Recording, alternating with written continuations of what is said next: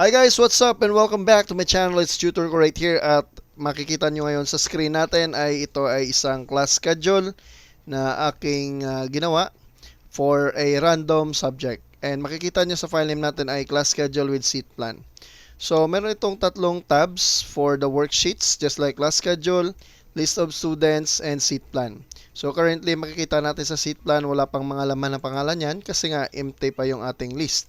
So yung gagawin lang natin dito is ilalagay lang yung mga list of students here, this area, and also yung class sections nila dyan. So supposedly meron tayong gagawin, isang section. So kagaya nung sa previous video natin na may random names tayo. So yung gagawin lang ay mag-open ng new Excel and then place on A1 for the selection and go to data and get data of course from file, and that was from PDF. So, last time, nandiyon siya sa my documents at hanapin natin yung student names doon.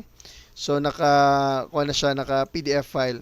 Kasi usually yung PDF file yung mada-download natin mula sa system. Okay, at hintayin natin matapos ma-load yung mga names dyan. At yung gagawin natin ay we will select only the column for the names of these students that we have.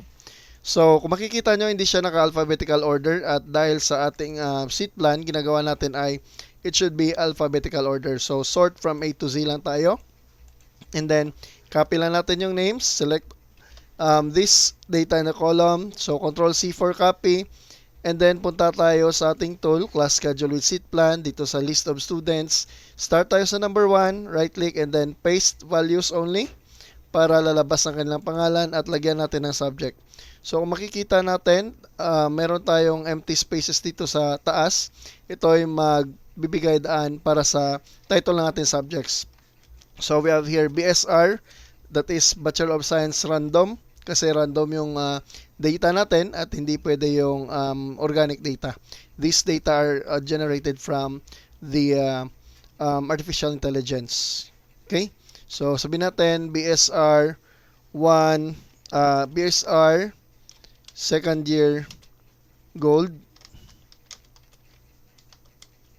Okay, gold, and ang subject nito ay physics. Okay?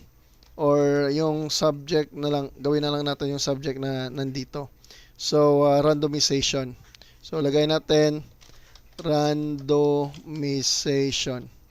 So, yun, yung class natin. Hindi na siya masyadong makita. So, para mas makikita sa inyo ay gawin nating BSR second, okay, no, second year, that is 2YR gold randomization. Okay, so makikita rin natin yung value dito. So, pagpunta natin ng seat plan, pag-click natin dito sa area na to, may lalabas na option kasi nga meron ng laman. So, BSR second year random, and automatically, makikita na natin yung mga names para sa seat plan natin. So, yun. So, kung may mga katanungan kayo regarding this one, please don't hesitate to leave comments down below. So, maraming salamat sa panonood. It's Tutor right here. I was saying, stay safe, take care, have a great day.